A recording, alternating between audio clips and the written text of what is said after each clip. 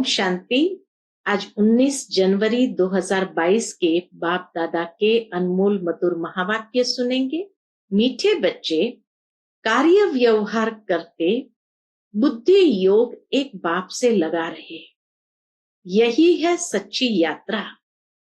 इस यात्रा में कभी भी थकना नहीं। प्रश्न है आज की मुरली से, ब्राह्मण जीवन में उन्नति के लिए किस बात का बल चाहिए? उत्तर है, अनेक आत्माओं की आशीर्वाद का बल ही उन्नति का साधन है। जितना अनेकों का कल्याण करेंगे, जो ज्ञान रत्न बाप से मिले हैं उनका दान करेंगे, उतना अनेक आत्माओं की आशीर्वाद मिलेगी। बाबा बच्चों को राय देते हैं, बच्चे पैसा है तो सेंटर खोलते जाओ, हॉस्पिटल कम यूनिवर्सिटी खोलो, उसमें जिसका भी कल्याण होगा उसकी आशीर्वाद मिल जाएगी। आज की मुरली से पहले गीत बजा है, रात के राही थक मत जाना, सुबह की मंजिल दूर नहीं। ओम शांति। गीत का अर्थ तो बच्चों को आप ही बुद्धि में आना चाहिए। अभी हम सब है रूहानी राही। भगवान बाप के पास आत्माओं को जाना है। ऐसे नहीं कहेंगे जीव आत्माओं को जाना है। जीव आत्माओं को शरीर छोड़कर वापस जाना है। मनुष्य मरते हैं तो कहते हैं फलाना वैकुंठवासी हुआ, परंतु तुम जानते हो अच्छे व बुरे संस्कारों अनुसार पुनर्जन्म लेना पड़ता है। बुरे संस्कारों के कारण तुम्हारे सिर पर पापों का बोझा चढ़ा हुआ है, चाहे इस जन्म का व जन्म जन्मांतर का चढ़ा हुआ है। वह अब तुमको योग बल से भस्म करना है। बाप को याद करना है, इसको ही योग अग्नि कहा जाता है।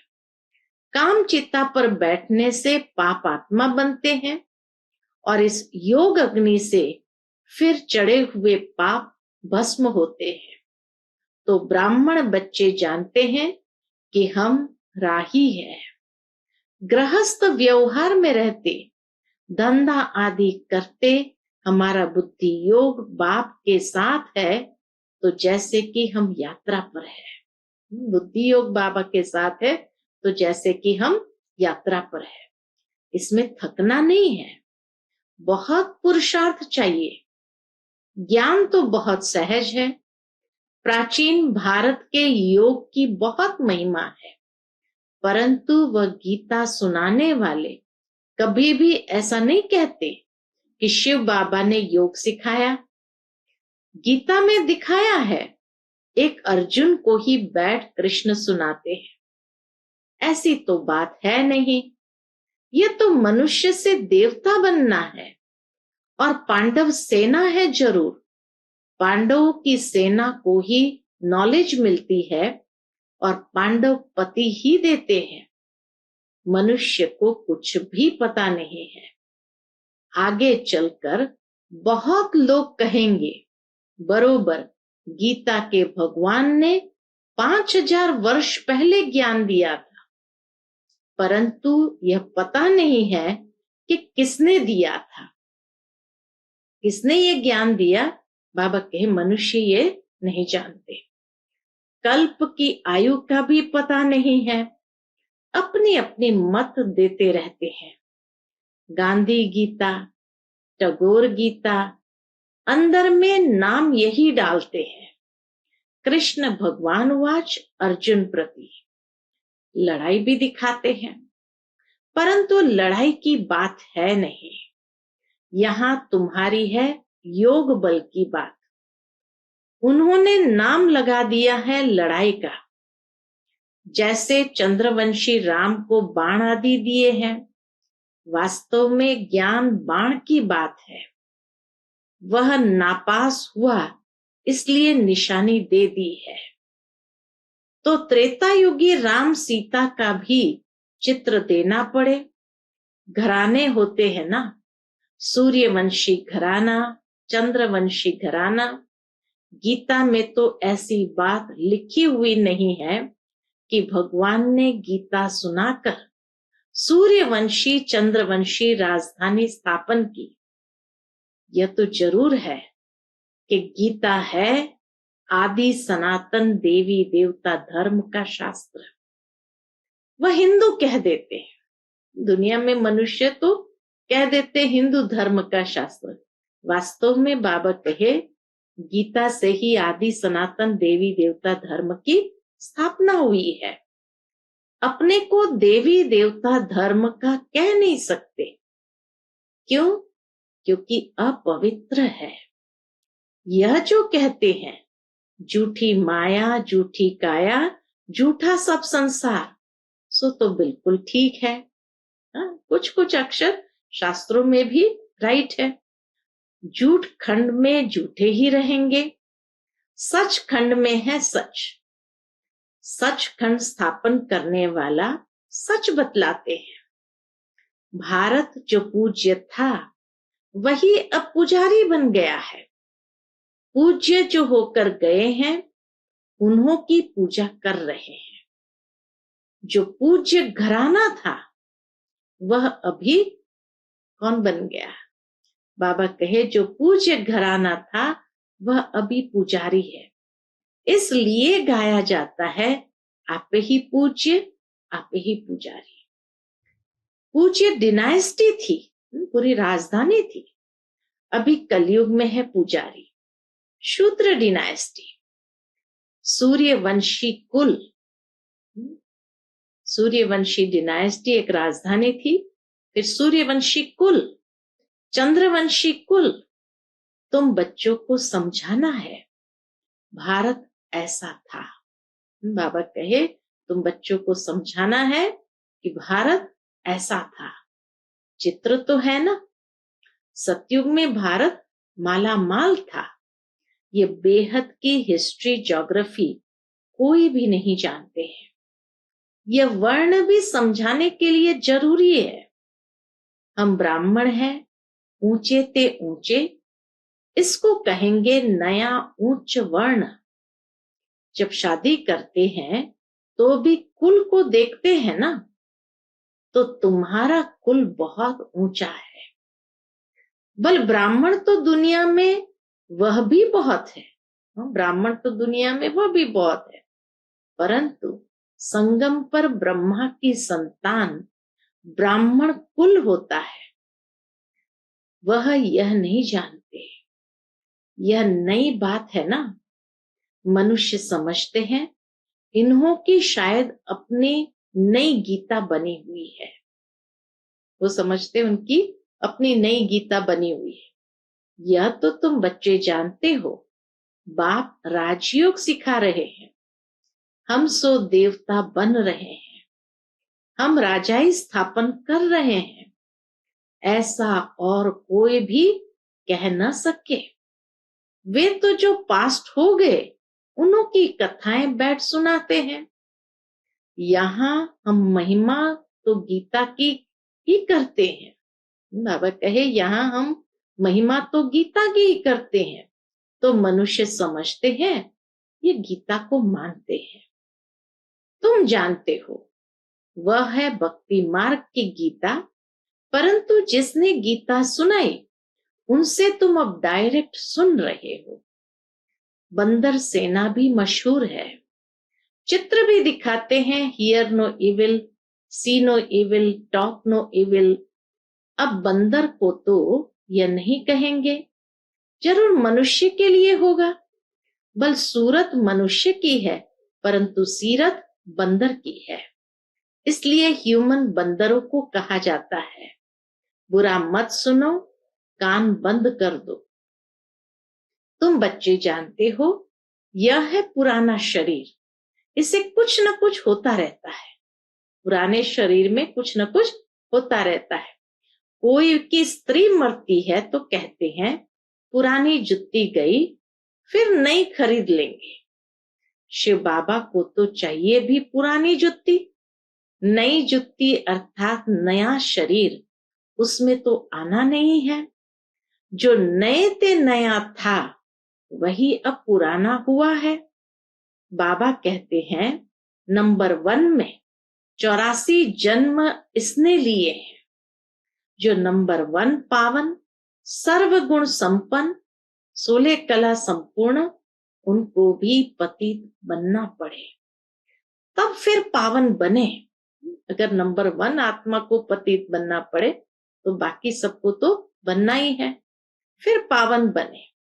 84 जन्म का हिसाब है ना। आप ही पूज्य, आप ही पुजारी। वही श्री नारायण जब खुद पुजारी बनते हैं तो नारायण की बैठ पूजा करते हैं। वंडर है ना। पिछाड़ी के जन्म में भी लक्ष्मी नारायण की पूजा करते थे। लास्ट जन्म में भी ब्रह्मा बाबा लक्ष्मी नारायण की पूजा करते थे, परंतु देखा लक्ष्मी दासी बन पांव दबा रही है तो वो अच्छा नहीं लगा। बाबा के संस्कार इतने श्रेष्ठ, जो बाबा ये देख नहीं सकता था कि भाई लक्ष्मी बैठ करके नारायण के पांव दबा रही है, अच्छा नहीं लगा। तो लक्ष्मी का चित्र उड़ाकर सिर्फ नारायण का रख दिया। वही आत्मा फिर पुजारी से पूज्य बनती है। ततत्वम, सिर्फ एक तो नहीं होगा ना। बाबा कहे सिर्फ एक तो नहीं होगा ना। सतयुग में बच्चे पैदा होंगे तो वह भी प्रिंस प्रिंसेस होंगे ना। अब तुम बच्चों का बाप श्रृंगार कर रहे हैं वापस ले चलने के लिए। जानते हो कि हम स्वर्ग के मालिक बन रहे हैं। पुनर्जन्म सतयुग में मिलेगा। अब स्थापना हो रही है। तुम जानते हो कि बरोबर ऐसा अटल अखंड सुख शांति का राज्य था। तुम कोई को भी ये समझा सकते हो कि हम राजयोग प्रैक्टिकल में सीख रहे हैं। कोई कहते हैं कि फलाने संत के पास गए, हमको बहुत शांति मिली, परंतु यह तो हुई अल्पकाल क्षणभंगुर की शांति, करके 10-20 को मिलेगी। यहां तो दुनिया का सवाल है। सारी दुनिया को सुख शांति चाहिए, कोई 10-20 आत्माओं को थोड़ी चाहिए। सच्ची सच्ची शांति तो सतयुग में ही रहती है। जो सयाने बच्चे हैं वह कल्प पहले मुआफिक अपना पुरुषार्थ कर रहे हैं। कई नई नई गोपिकाओं को घर बैठे एक बार ज्ञान मिलता है तो खुशी का पारा चढ़ जाता है। कल एक युगल बाबा के पास आया। बाबा कहे कल एक युगल बाबा के पास आया। बाबा ने समझाया, बच्चे तुम बाप से बेहद का वर्षा नहीं लेंगे। आधा कल्प नरक में गोते खाकर दुखी हुए हो, अब एक जन्म विष छोड़ नहीं सकते हो। स्वर्ग का मालिक बनने के लिए पवित्र नहीं बनेंगे। बोला है तो डिफिकल्ट। वो युगल ने बाबा को कहा है तो डिफिकल्ट। बाबा ने कहा काम चिता पर बैठने लिए जिस्मानी ब्राह्मण ने तुम्हारा हथियाला बांधा, अब तुम ज्ञान चिता पर बैठ स्वर्ग के महाराजा महारानी बनो। तो कहा आपको सहायता देनी पड़ेगी। तो वो युगल ने बाबा से कहा आपको सहायता देनी पड़ेगी। बाबा ने कहा शिव बाबा को याद करते रहेंगे तो जरूर सहायता मिलेगी। बोला हाँ याद करूंगा। जट बाप से हथियाला बांधा, अंगूठी भी पहनी। ये बाप दादा है ना, बेहद का बाप कहते हैं बच्चे तुम पवित्र नहीं बनोगे तो स्वर्ग में भी नहीं चल सकोगे। ये अंतिम जन्म पवित्र नहीं बनने से तुम राजाई खो बैठेंगे। इतना थोड़ा समय भी तुम पवित्र नहीं बन सकते हो। बाबा तुम्हारा ज्ञान योग से श्रृंगार कर रहे हैं, तुम ऐसे लक्ष्मी नारायण बन जाते हो। अगर बाप का नहीं माना तो समझेंगे इन जैसा महामूर्ख दुनिया में कोई नहीं है। एक होते हैं हद के मूर्ख, दूसरे होते हैं बेहद के मूर्ख। यहां पर ऐसे नहीं बैठ सकते हैं। जो वायुमंडल को खराब करे। हंस मंडली में म्लेच्छ बैठ न सके। बाप कितना श्रृंगार कर लक्ष्मी नारायण जैसा बनाते हैं, और माया फिर बिल्कुल कंगाल वर्थ नॉट अ पेनी बना देती है। भल कोई के पास 50 करोड़ है तो भी वर्थ नॉट अ पेनी है, क्योंकि यह सब तो भस्म होना है, साथ में तो सच्ची कमाई ही चलेगी। बाबा राय देते हैं, बच्चे सेंटर्स खोलते जाओ, मनुष्य का बेड श्रृंगार करो, मनुष्य का बेड श्रृंगार करो, परंतु यूनिवर्सिटी कम हॉस्पिटल खोलने वाला भी अच्छा हो, जो किसको समझा सके या दूसरे को खोल कर दे तो वह बैठ समझाए, तो उनकी आशीर्वाद से भी भरपूर हो जाएंगे। बल तो मिलता है ना, 21 जन्म के लिए फायदा है। ऐसा कोई होगा जो बाप की श्रीमत पर न चले? कदम कदम पर बाप की श्रीमत पर चलना चाहिए। विघ्न तो पड़ेंगे ही। बांधेली गोपिकाओं पर कितने सितम होते हैं, इसमें निर्भय होना होता है। बाप की महिमा है निर्भय निर्वैर, हमारा कोई से वैर नहीं। बाप श्रृंगार कराते हैं तो उनकी सर्विस स्वीकार करनी चाहिए। बाबा क्यों नहीं हम आपकी श्रीमत पर चलेंगे? हमारा तो इसमें बहुत कल्याण है, हमारे पीछे बच्चों आदि का भी कल्याण है। हर एक को सच्ची यात्रा पर चलने का रास्ता बताना चाहिए। झगड़ा होगा, अबलाओं को सहन करना पड़ेगा, नहीं मानते हैं तो समझो हमारे कुल का नहीं है। समझा करके देखो, अगर माना तो ठीक है, नहीं माना तो समझो हमारे कुल का नहीं है। मेहनत करनी पड़ती है, कहां से हमारे कुल का निकल पड़े, फिर भल प्रजा लायक भी बने। बाबा कहे स्वर्ग में चलना है तो जरूर कम से कम प्रजा लायक भी तो बने, औरों को भी प्रजा लायक बनावे, यह भी अच्छा। प्रजा भी तो बनानी है ना। मनुष्य से देवता बनाना ये कार्य बाप के सिवाय कोई कर नहीं सकता। ये काम सिर्फ बाबा ही कर सकते हैं, बाकी कोई भी इंसान इस संसार में किसी को भी श्रेष्ठ देवता नहीं बना सकते। तुम ब्राह्मण हो ऊंचते ऊंच, वह है नीचते नीच, तुम हंस वह बगुले, तो जरूर झगड़ा होगा, अत्याचार होंगे। माया रावण ने सबको बर्बाद कर दिया है, बाप आकर आबाद करते हैं। माया रावण ने तो हरेक को बर्बाद कर दिया, बाप आकर के आबाद करते हैं, अर्थात सॉल्वेंट बनाते हैं। पिछाड़ी में बादशाही तुम्हारी होगी। लड़ाई के बाद भारत माला माल बनता है, वह तो जानते नहीं किस महाभारी लड़ाई के बाद ही भारत स्वर्ग बनता है। तो अब बच्चों को बहुत अच्छा पुरुषार्थ करना है। बाबा कहे अब बच्चों को बहुत अच्छा पुरुषार्थ करना है। भाषण भी रिफाइन करना चाहिए, शंख ध्वनि करनी है, नहीं तो कहेंगे इनके पास शंख नहीं है। बल कमल फूल समान है, चक्र भी है, परंतु शंख नहीं है। बाबा कहते हैं ज्ञानी तू आत्मा ही मुझे प्रिय है। गोपियां भी मुरली पर मस्त होती थी, कृष्ण ने तो मुरली नहीं सुनाई। बाबा कहे कृष्ण ने तो मुरली नहीं सुनाई।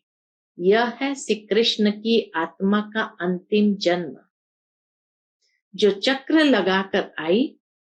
अब इनको नॉलेज मिली है, तुम जानते हो यह है पुरानी दुनिया, इनको फारगती देनी है। अब तुम नई दुनिया के मालिक बन रहे हो। विनाश से पहले पुरानी दुनिया को फारगती देते हो। अगर फारकती नहीं देंगे तो नई दुनिया से योग भी नहीं लगेगा। रावणपुरी में 63 जन्म दुख भोगे हैं, अब इसको फारकती दे दो। बाबा कहे अब इस दुनिया को क्या करो, फारकती दे दो। देह सहित जो कुछ भी है इन सभी को फारकती दो, फिर तुम अकेली आत्मा बन मेरे पास आ जाएंगे।